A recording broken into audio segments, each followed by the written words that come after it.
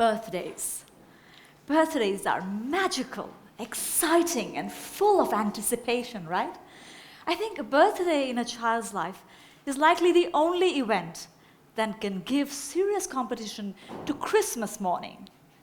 As parents, of course, we are very grateful that our child's birthday and Christmas happens once a year.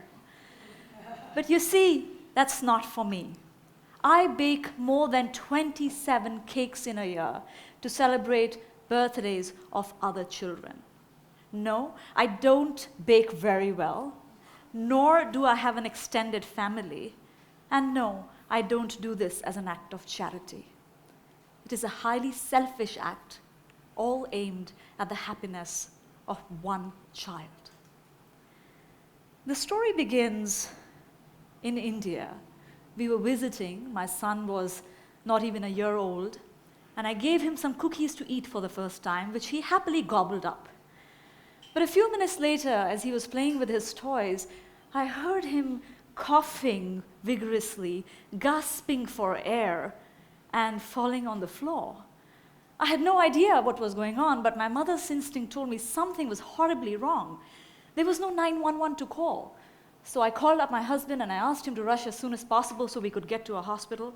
And not knowing what else to do, I scooped up my son in my arms and I held him close and I said, "Please, don't leave me.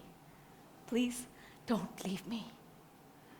Someone, somewhere, must have been listening because he threw up all that he had eaten. And his breathing started to normalize and the color returned to his face. And by the time my family returned home, they found a mother and a child whose life would never be the same again.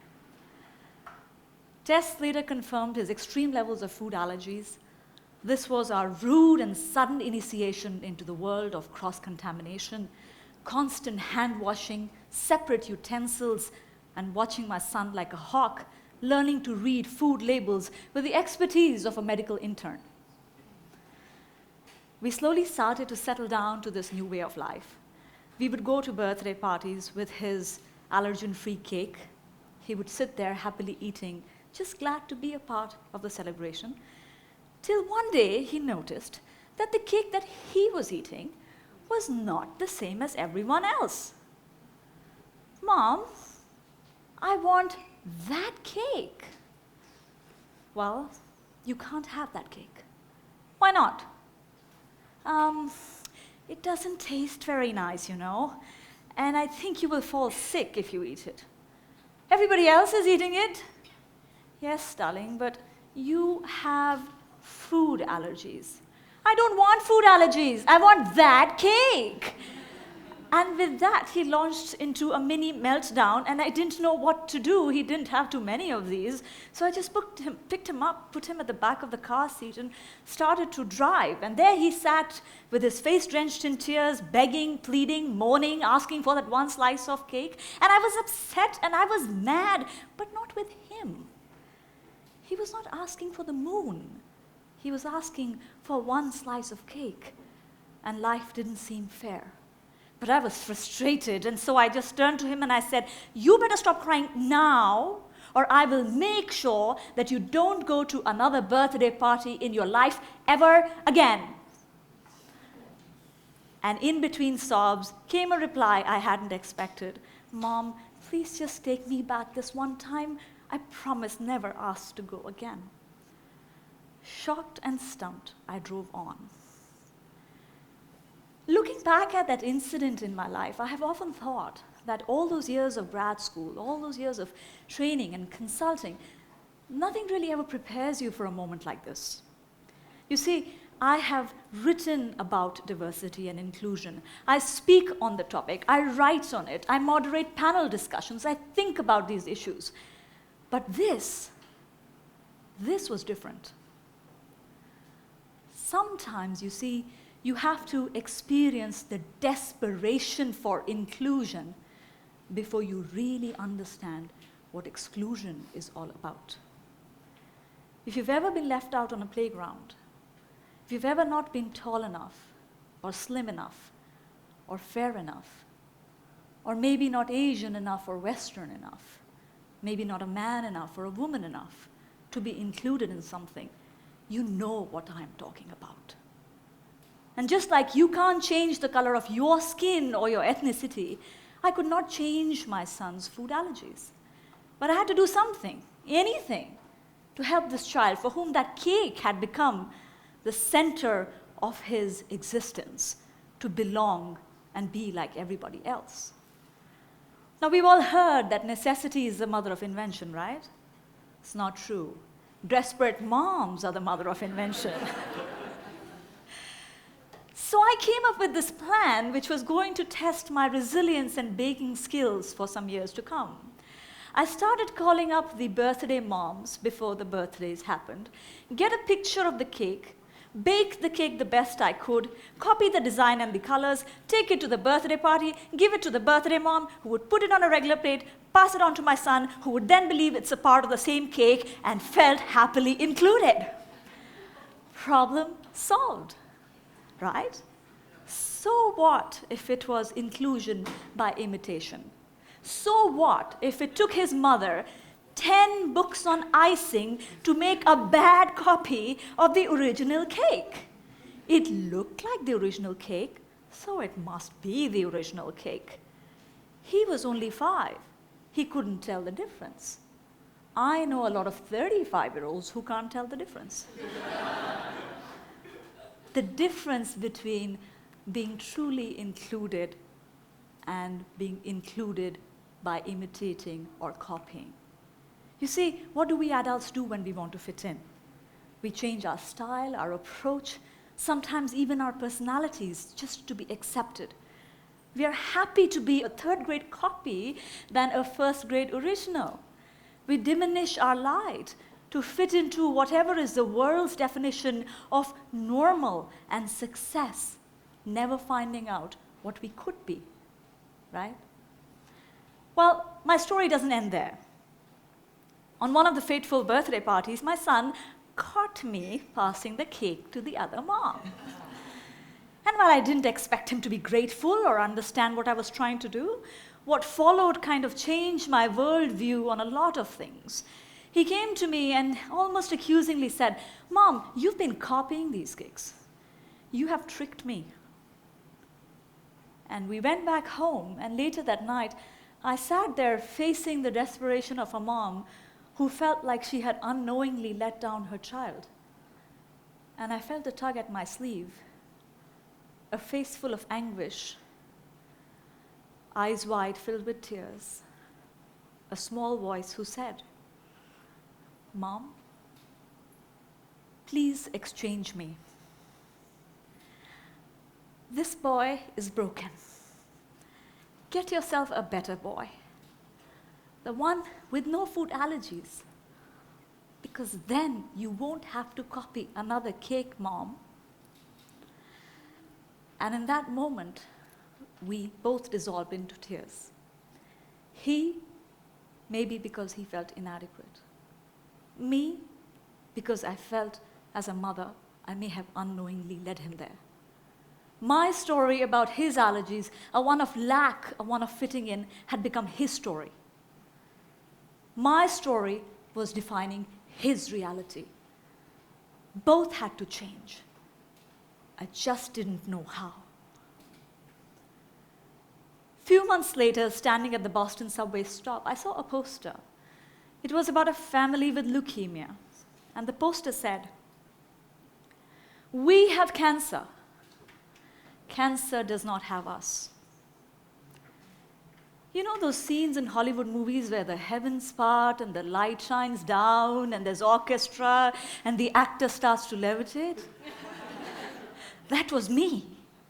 That was me in that moment.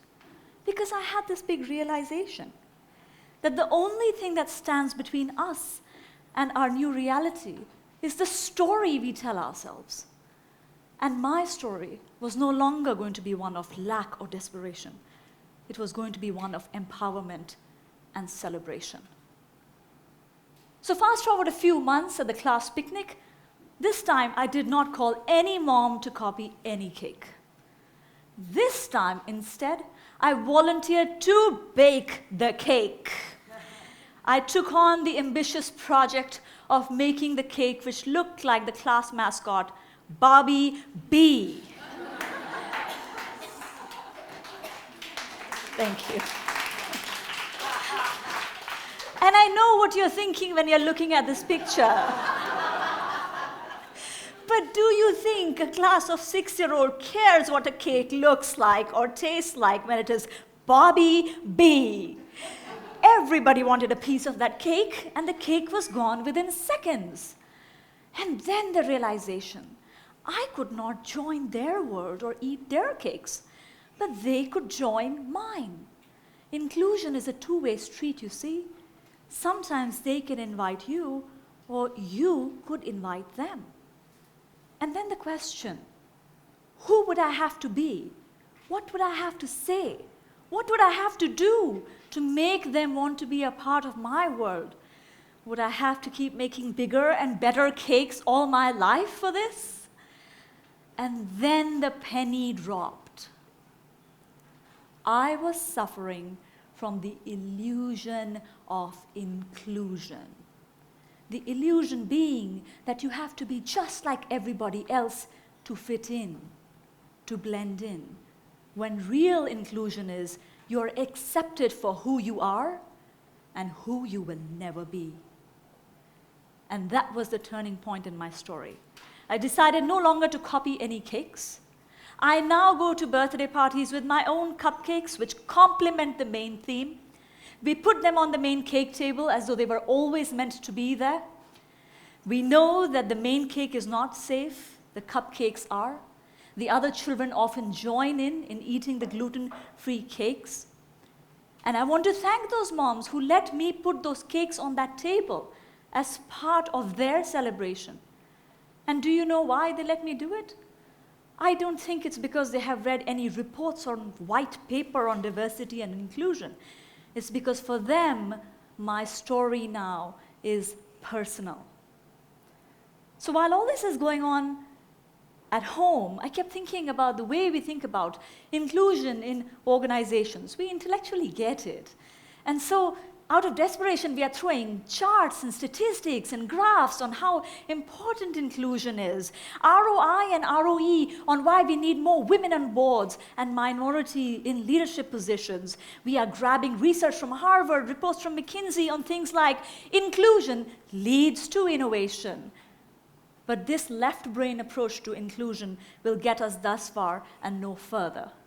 Because there is nothing personal or relatable about a 3,000 data point study on inclusion, but there is everything relatable about that one story of the person who did not have a voice because they were born the wrong color.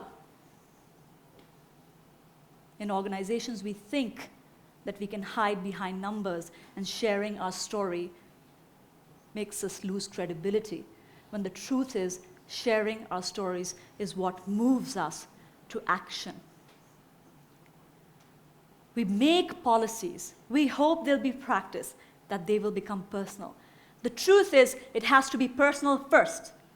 Then it is practiced. Then it becomes policy. You know the people who get the conversation on women and leadership instinctively? These are men with daughters and managers with working wives. Because for them, it is personal. Come to think of it, we were really never after that cake. We were after a feeling of inclusion. And that feeling never comes from copying or blending in. That feeling comes when you embrace your authentic story. That feeling comes when you share your story. Because even sharing your story is an act of inclusion. Having heard my story, you are now a part of my world as I am of yours. Embrace your story. Don't hide from it.